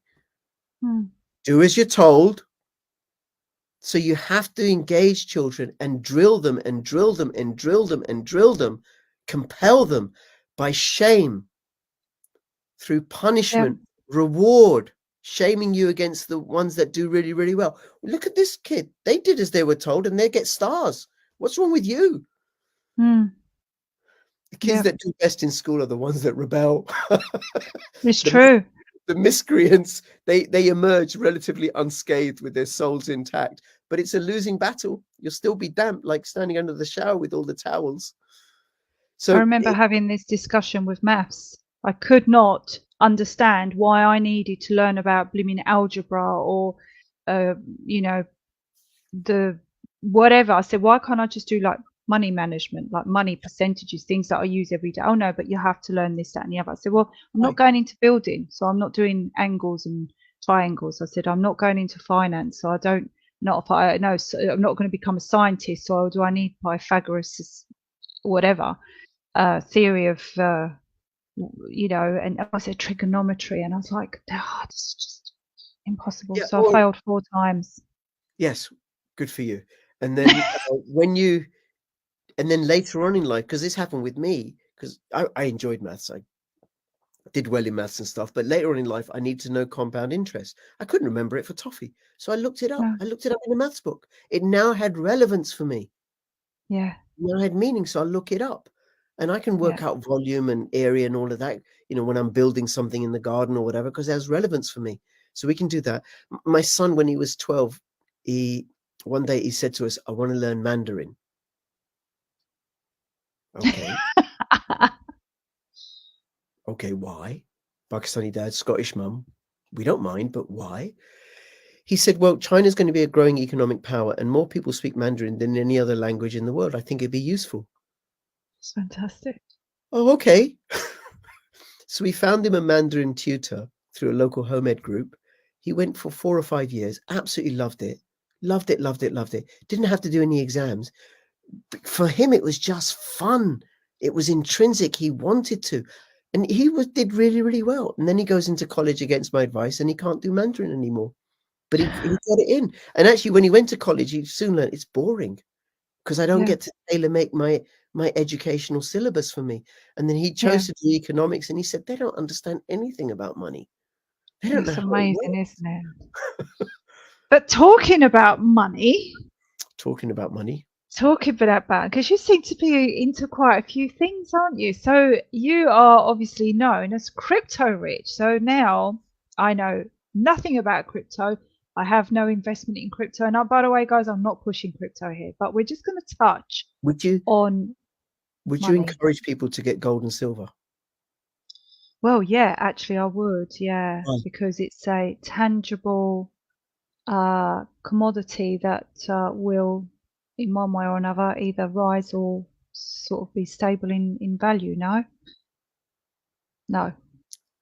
It's very good, All Laura. right. We could have a whole conversation, right? So gold and silver are money. Okay. All forms of wealth. All forms of wealth. Every single currency in the world, the dollar, the euro, the yen, silver, Bitcoin, everything is measured against gold. Everything. Gold is the Right. ultimate form of money. Okay. Now they're not upfront about it because then they get to keep the gold for themselves and they want us to believe the fraud that is the pound and the dollar and the euro or whatever, right? And they think that CBDC, but gold is money. Now Hmm. what are the characteristics of money? It's the exchange. It's what people use to buy things. Yeah, it's a value transfer. It's an Yeah. exchange, right? You can exchange value with it. It represents value. Like 10 man hours or woman hours, right? Of labor or whatever, 10 hours of labor and energy as represented by this token, by this piece of gold sovereign, for example, right? And then I can use it to buy something off you. I'm a cobbler. You have potatoes. You don't want any more shoes. You've had enough shoes, right? But I'll Yeah. give you this sovereign for a sack of potatoes, and then you can take that sovereign and go and exchange it for some fish Yeah. because you've got plenty of potatoes, and now you can make fish and chips. And the fishmonger can come to me and say, "Look, here's a sovereign. I need some shoes." So you got that circulating, that exchange of value, right? But you can't use anything to exchange value. It has to be durable. We couldn't use leaves. because they would Right. decay. Yep. Right. And actually, in one state in the US, they did use tobacco leaves and they did decay. Right. But the other problem, say so it's got to be, there's got to be enough agreement. I can't give you like a stone that I got off the beach here. Yeah. Like, Rich, I'm not taking this. The fishmonger won't take this. So there has to be agreement. Right. Yeah. And then agreement, token of value, durable, because you don't want to give something that's going to decay. Portable. I want a sack of potatoes. Here's a tree trunk. Yeah. Yeah. What am I going to do with the bloody tree trunk, right? And the tree's still in the ground. So it's got to be portable. Yeah. And then it's got to be divisible. So I've got to be able to divide it. So I only want half a sack of potatoes. Okay, well, give me half a sovereign. It's also got to be fungible. And what that means is that one ounce of gold is exactly the same as another ounce of gold. That's fungibility. Right. A tree trunk, this is a sycamore tree trunk, is not the same as an oak tree trunk, right? So it's got to be fungible. So I hope I can remember these. I'm doing it off the top of my head. Fungibility, portability, durability, divisibility, exchange of value, agreement, and scarcity. So we don't use tin as money anymore because it's worthless. The greater the supply of something, the less value it has, which is why silver has less value than gold, because silver is more common than gold. Silver has all those qualities: divisibility, portability, fungibility, scarcity, agreement. So gold and silver have all those characteristics. And the pound in your pocket almost does. Just a color. It doesn't have scarcity. Right. Because they print it away. They're printing out of existence. Eat out to help out. We'll press a button. Here's more pounds. Oh, we want to go and support the killing of people in Ukraine and Gaza. Oh, we'll print some money, buy some more weaponry. So it isn't, you said beginning at the cost of things are going up. No, the cost of things aren't going up. The purchasing power of government issued currency, like the pound, the dollar, the euro, is going down. I remember when we first came to this country, 5 of us, a weekly shop, a big trolley full of food, £5. Wow. How long ago was this? 1970. And despite wages and features, right? £5. And how much is it now? Don't even go there. I couldn't even afford to do a trolley full. Just wouldn't happen. I'd get like a quarter of a trolley, and that's it. That's in Aldi. I mean, I don't drink Coke, so I don't know how much a Coke is nowadays, right? No, nor do I. Right? But it's like I need more and more pennies to buy the can of Coke. The can of Coke is the same. Coke is the same. It's terrible, right? But the purchasing power of the pennies has reduced. So I need more and more because they keep increasing the supply. You increase the supply of something, it loses value. So you can't increase the supply of gold. You can't accelerate it because you have to work to get it out of the ground. You can't increase the supply of silver because it takes work. You can't just push a button and print more silver or print more gold. All of those characteristics make it valuable, desirable. It's it's money. Bitcoin has all those characteristics.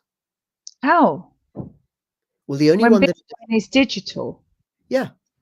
Well, the only thing, you can't hold it, but digital goods, digital products have value. Like what? Email. The application you're using to record this video. The browser, Firefox browser, Brave browser, Dissenter browser. It has value. It has utility. Some digital goods people pay for, like a VPN.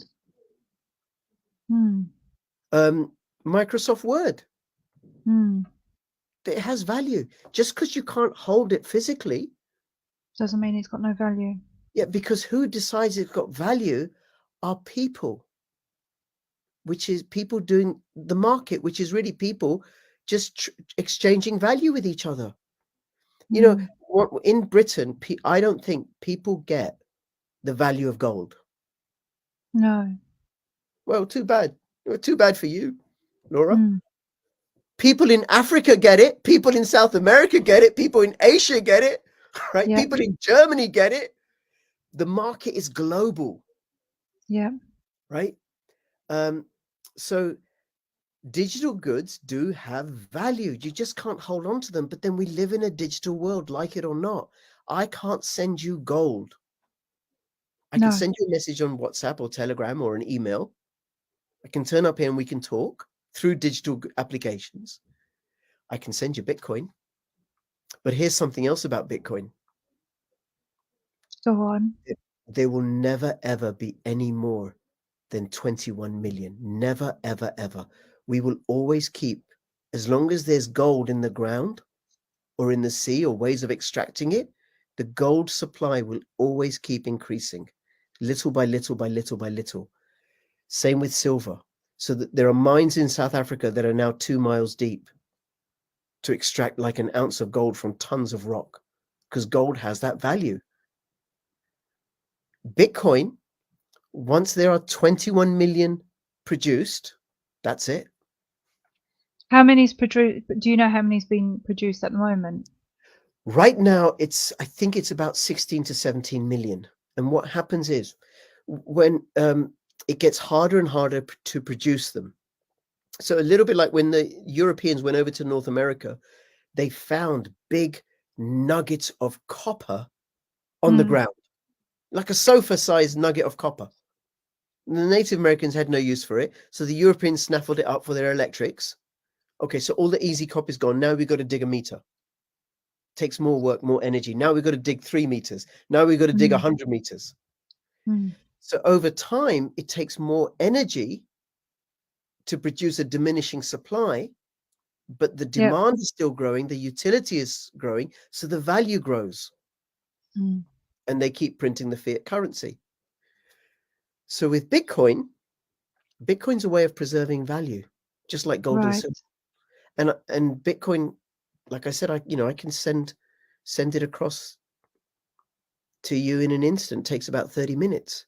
The other thing about Bitcoin is that it's decentralized. It's peer-to-peer. It's not issued by a government or a central bank. It's our money. It's people's money. So how does that work? I mean, right, how do you know which Bitcoin is the right Bitcoin? Okay, so far I've spoken about Bitcoin specifically as Bitcoin. Right. Right? There are thousands and thousands of cryptocurrencies, of these digital forms of payment, right?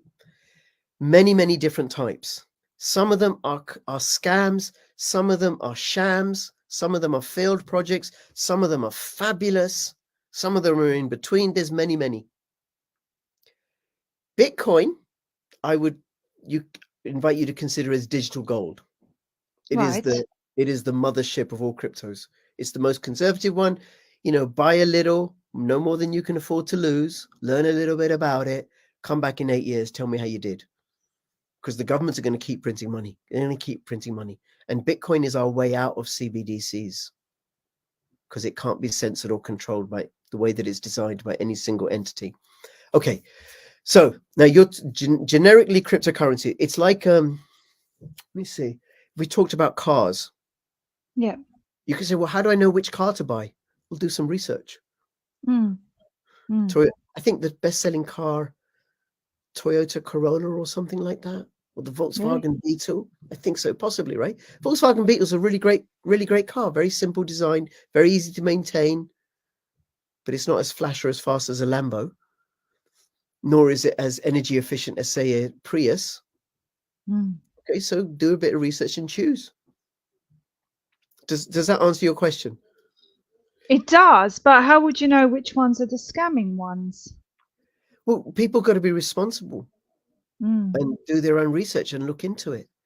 You know, I Is think it a form of gambling, or do you just buy it and keep it, or do you have to reinvest it? What do you kind of no, have to do? if I draw an analogy with email, Mm. you have a public email address, and I send you an email, and it stays in your email account, Yep. and you have a private key or a password that lets you into your email account. You give away your public address, and people can send you emails, and you can keep the emails. You can send emails to yourself and keep them, and that email account is available forever, pretty much, right? Yep. As long as Yep. that service still exists. So then what you keep your Bitcoin in, and I'm talking specifically about Bitcoin, is what is a Bitcoin account known as a wallet. Mm. And you have a public address, which is a series of characters and numbers. It's not easy to read out or memorize. Mm. And then you have a password or a private key, which you don't Mm. tell anybody. You don't post it on the internet. You keep a hold of it. And you keep your Bitcoin in that account. If you lose the password to your email, forget it. Email gone. Same deal with this. You lose the password, forget it. Okay. Right now, Bitcoin was launched in 2009, Mm. and you can get hundreds for a penny, for a cent, a US cent. And I first knew about Bitcoin in 2012 when it was $5. I should have bought some Mm. then, I didn't. There wasn't much information about. And right now, today, I looked, it's about $37,000. It's not gambling. What, for one Bitcoin? One Bitcoin, but you don't have to buy a whole one. You can buy a portion. Oh yeah, I'll just get half. Yeah, half or a quarter or whatever, right? I mean, the best way of, if you decide to, if people, do their own research, get into it, right? The best way of buying it is buying a small amount on a regular period, a bit every week, every week, every week, every week. And the governments are going to keep printing money, and they're going to drive us towards CBDCs, their centralized digital currencies, so they can track all our movements and everything, and then track all our purchases and punish us unless we eat crickets. Bitcoin Yeah. is decentralized. There's no central points of control. Do you know about BitTorrent? The No. file sharing, Pirate Right. Bay. Yeah. No. Okay. So BitTorrent has cost Hollywood and Lollywood and Bollywood and Chinese film industry hundreds and hundreds, possibly billions of dollars in copyright fees, because people can just share files, music, films, everything. Oh, right. Right? Yes. Yes. Yep. Yeah. Yep. It's fully decentralized. So the governments have not been able to close it down because there's no, it's like playing whack-a-mole. There's just Yeah. too many keep popping up. Bitcoin is like that. It's built on Right. the same protocol, the same sort of code. They can't shut it So, down. what someone's saying about SegWit? What's SegWit? So- okay, so I'm going to keep this really, really, really simple. Simple. Yeah. Please do. So, and I'm going to draw an analogy with motor cars, with Right. cars, right? I know how to drive a car. I have a second-hand Prius, which is a hybrid. Sometimes it runs on battery, sometimes it runs on petrol. Right. I don't know how the car works. I know an EV, a fully electric vehicle, runs differently. A Yep. Formula One car runs differently. They all have different characteristics. Some are faster, some are more fuel efficient. So SegWit is a particular way. It's a little bit too technical for this audience, I think, right? It's just a way of checking that Bitcoin transactions can't be defrauded. Right. That's what it is. It's a particular way of doing that. Look, I could send you a PDF, right? Or what people could do is, they could copy this video and post it all over the place. Yeah. And nobody Yeah. and it will be as good as the original because of the quality of digital copies. Right. The way that Bitcoin is designed is you can't make a copy of it. Right. Just Okay. and SegWit is one way of ensuring that there aren't any copies. The copies have no validity. Okay. So you've been doing this for quite some time then? Well, I started my YouTube channel in April 2017. I chose the name Crypto Rich because people want to get rich with crypto, Oh, excellent. right? That's why. Can They you don't. get, obviously you can get rich with People crypto. can. I've lost money and I've made money, but overall, you know, I've done well because I've done my own research. I didn't put in any more than I can afford to lose, and I have looked into projects. And okay, it's a patience, takes patience, but it does with any investing. But the thing about the promise of cryptocurrencies is that it sets us free from the Great Reset, I from was just going to say to you, CBDCs. because I'm looking at now the Great Reset and Net Zero, and how the GR is falling. The Great Reset is failing. That's right. Yeah. That's right. So Oh, failing. Yeah. yeah, you and I talked about a whole heap. We suggested a whole heap of topics Yeah. we could go through, right? So one of the ways that it's failing is because of the emergence of cryptocurrencies and Bitcoin, and without getting too complicated and too into it, right? Like cash is important. Cash is really, really important. We got to use cash, and a time will come perhaps where we're using gold and silver. You know, silver for the Mm, small transactions, gold to buy and sell houses. It's peer to mm, peer, censorship resistant, can't be controlled. It's between you and me. We make the agreement. mm. Communication between us, right? Same deal with Bitcoin, same deal with cash. Keeps us free. Our economic activity, our economic communications. There are cryptocurrencies that are completely private. And there's you can't Bitcoin, you can track, you can see the trace and everything of what, you know, it went from this wallet to that wallet to that wallet and this much and this much. There are cryptocurrencies like Pirate Chain, completely private. Nobody will know. You know, if you and I met up, Laura, and I gave you £20, or you better still, you gave me £50, Mm. Yeah. nobody would know. You know, when we do it in a room somewhere or whatever, nobody knows about that. Yeah. Privacy cryptocurrencies offer that security and freedom. So it's our way out. So one of the Interesting. reasons is, and I think Christine Lagarde, is it Lagarde or one of the other ones, Ursula von der Leyen, one of them has said that Bitcoin, they want to shut down Bitcoin because it's the exit route to CBDCs, Mm. because it's peer-to-peer, censorship resistant. You know, Interesting. they want to get their cut. They want to get their cut. If you and I do a deal, why on earth should the bank get a cut or the government get a cut? You know, all I they're know. going to do is use that money to go and kill people and enslave us in 15-minute cities and all of that, right? But the Great Reset is failing, I think, for a whole variety of reasons, some of which will be familiar to your audience. And when this goes out on my channel to my audience, that people will know about. One is the injections. I never Mm. don't call it vaccines. The injections didn't work as they intended. People woke up because they Yeah. hurt people, too many people too quickly.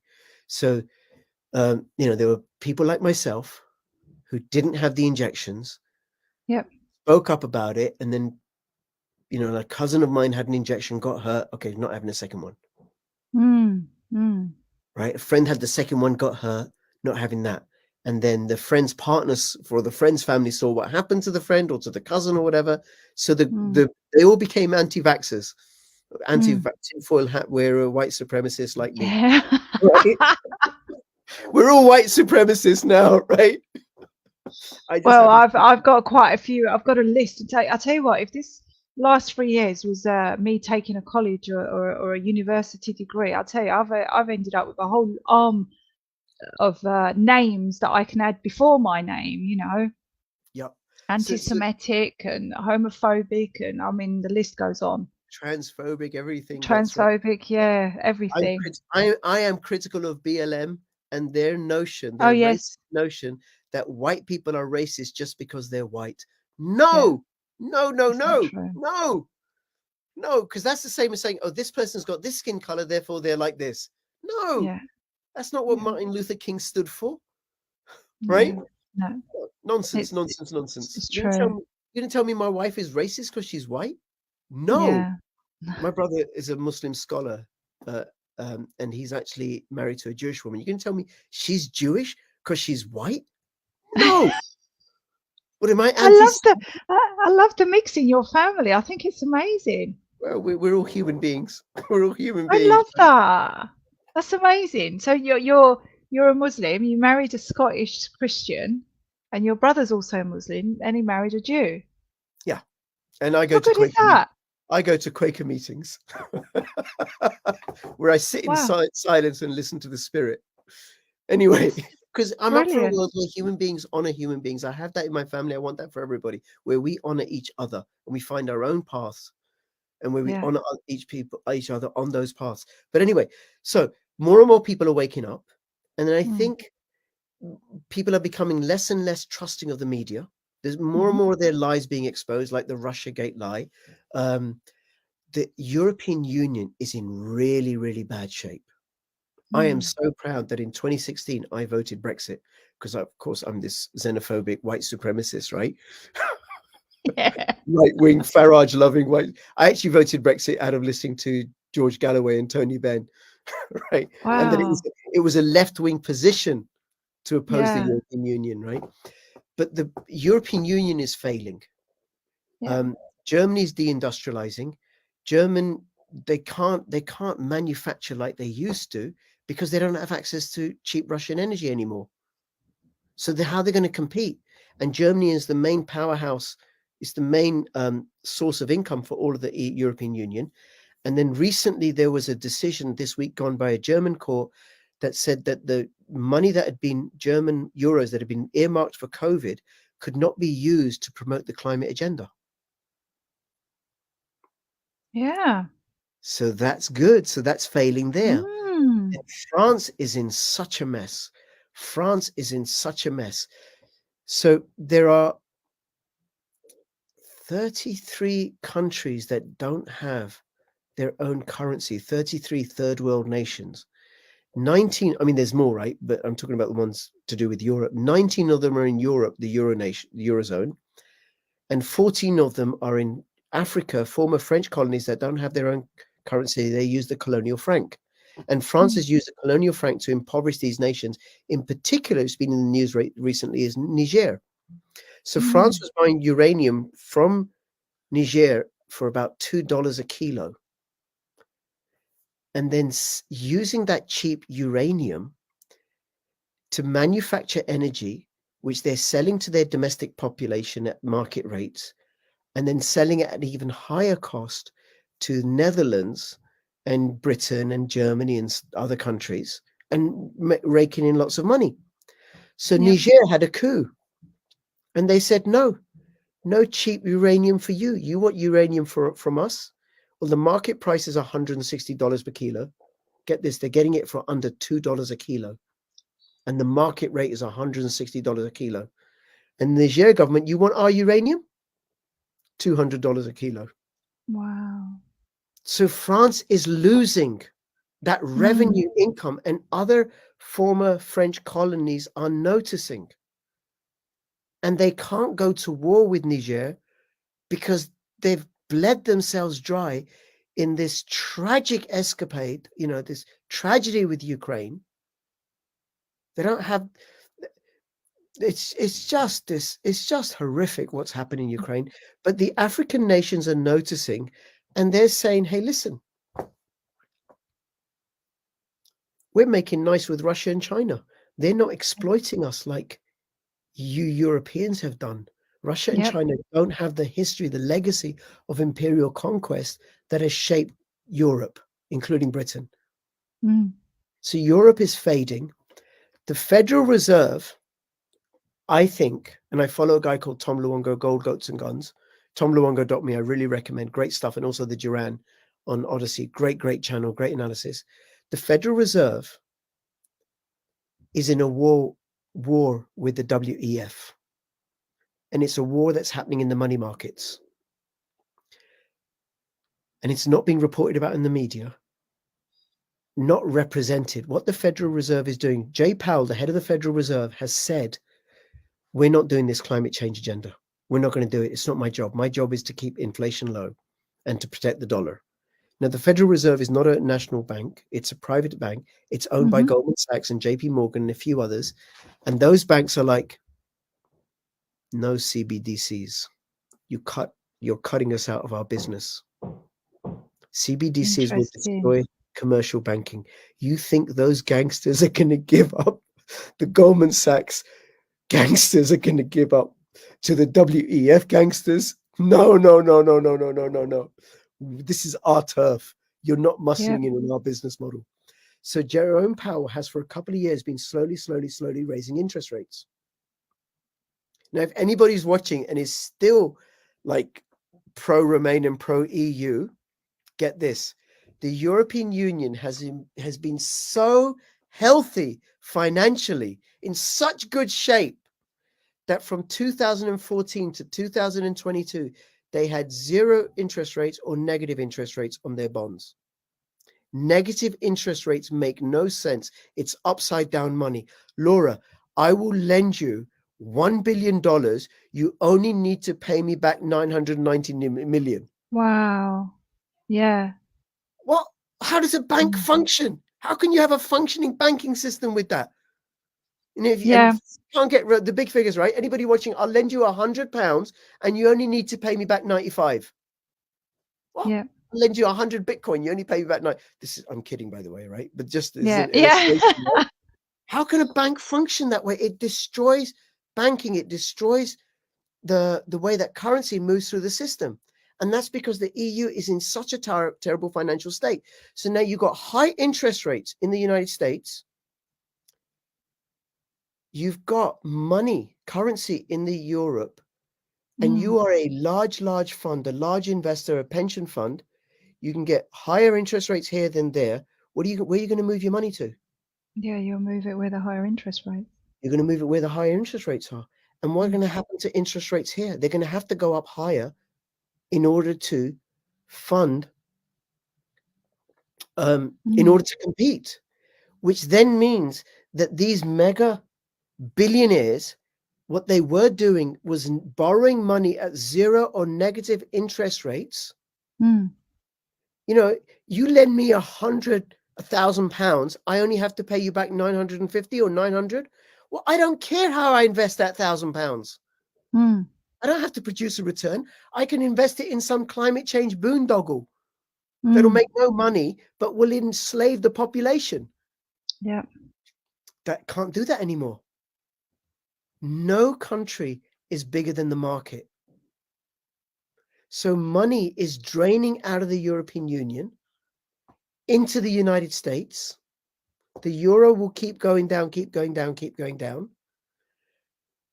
Add to the problems with Germany and what the Ukraine war has done, and France, and then the immigration, the open borders. So look, I am an immigrant to this nation. And I come from this anti-racist, I joined the anti-apartheid movement, but you cannot have open borders. You cannot have open borders. Open borders didn't work for the Native Americans. It didn't work for India or Africa. It didn't work for the Tasmanian people, the Tasmanian Aborigines, because when the British arrived, they hunted them like animals. Open borders destroy culture and religion and language and faith and society. And people want to come in, fine. If they're invited, if they can offer something useful, you know, like people came from the former colonies in the 50s because they were needed for jobs. There wasn't enough of a workforce. That's one thing, but just to let anybody in, so that's going to create more tension and more resistance. So you've got what's happened in Netherlands with the election of Geert Wilders and his party, and the AfD in Germany, who are gaining more power.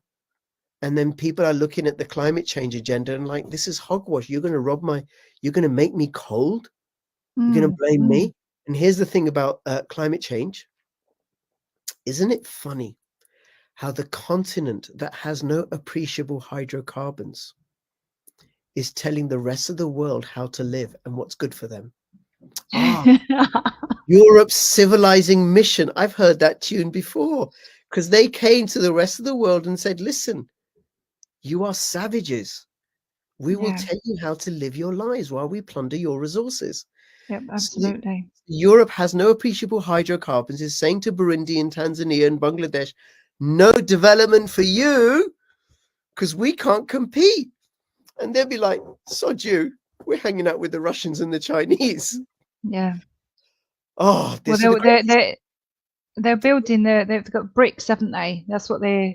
Yeah, Uh, yeah. The rest of the world. I mean, Europe is a basket case, and Joe Biden, who likes sniffing little children. I saw that on the while they're Richard Bobes. suspect- If you yes. guys haven't seen that, go and watch that Richard Bobes. Oh, I thought it was so funny so because you guys didn't mention him, but you showed the clip of what of some guy, you know, and this is what grooming could look like. You played that; it was brilliant. okay, Yeah, but because more and more people are waking up, more and more people are reacting to this, more and more people are receptive. You know, that's been my experience as a conspiracy theorist, tinfoil hat wearer, Brexiteer, Trump tied all that yeah. business, white supremacist, racist, xenophobe. People are more receptive because they can see through the lies. And then we have decentralized applications like decentralized money, decentralized virtual private networks, decentralized information platforms like ThreeSpeak, like Odyssey. Mm. We can exchange information and share ideas. Yes, it's And brilliant, really. decentralization always wins over centralization. Because So, do you think centralization there's going to be happens. like a split world? No, Do you I think we're think going to? I think what's going to happen is there's going to be more and more conflict, civil conflict, military conflict, more hot wars. There's going to be more protests. There's going to be more financial wars. CBDCs, they're going to try it. It's going to fail. More and more resistance. It's going to take a few years, but the Great Reset's going to crumble. More and more awakening. It's just going to crumble. I'm having a question, guys. I'm not seeing all the questions. Right? Have you heard about the Bradbury Pound? And if you have, why can't we do this again on a local level? You can. Absolutely can. Knock yourself out. The thing about the Bradbury Pound is the nature of issuance, the problem with issuance. If you gave me, despite all my ethics and my commitment to equality and integrity and everything, right? If you gave me the power to issue currency, oh my God, could I resist the temptation? Just a little bit here, just a little bit here, right? Which is how currency came to be as gold receipts. People used gold receipts to exchange value and stuff. And then what the gold dealers did was they kept producing fake receipts because the temptation was too great. So the problem with something like the Bradbury Pound is the question of issuance. Right. You got to create issuance in such a way that it's decentralized and it can't be tampered with, which can be done with cryptocurrencies. So you could create a local cryptocurrency, but then it has to have agreement. You know, I couldn't walk into, because I know there've been local exchange currencies before. I couldn't take the Bradbury Pound and go and, from my city and go and use it in another city. It's got to be transferable in that way. And that takes time. And the thing is, Bitcoin has that growing acceptance. I saw something the other day. The country of Bhutan is mining Bitcoin. El Salvador recognizes Bitcoin as a currency. Wow. So, Bitcoin, gold, and silver. Time to invest in. I mean, do you think we're ever going? I know we're running out of time in it because we're coming up to the 2-hour mark. Do you think we're ever going to not use money? No, I can't see how. In a complex society, I can't see how, because we need to have some form of communicating value and energy transfer. That's all it is. It's tokenized energy, whether it's Bitcoin or gold or silver, but the currencies is fraud. They're robbing us of our labor. I spent 10 hours to make this pair of shoes that's worth £10. And those central bankers have just printed another £10 and devalued my labor, my skill, the energy I've invested. So how do we give value back to our labor? By using forms of money transfer or value transfer that cannot be counterfeited. Gold, silver, Bitcoin. You cannot produce more Bitcoin. You cannot hack the program. You cannot make copies of it. It's so robust and secure. You just can't. So what you're saying is, I need to make sure the time. Obviously, I Yes. wasn't very good at maths, okay? So bear with me. But what you're saying is, if we find a commodity that gives more value to our sweat and labor, like gold, silver, or crypto, or whatever, that means we can start working with each other away from the money system. Yeah. Outside the currency system. The government issued currency system. Gold, silver, and Bitcoin are money, real money, proper money. And it's independent of the banking system. And then we can exchange, we can do an exchange as we choose to. And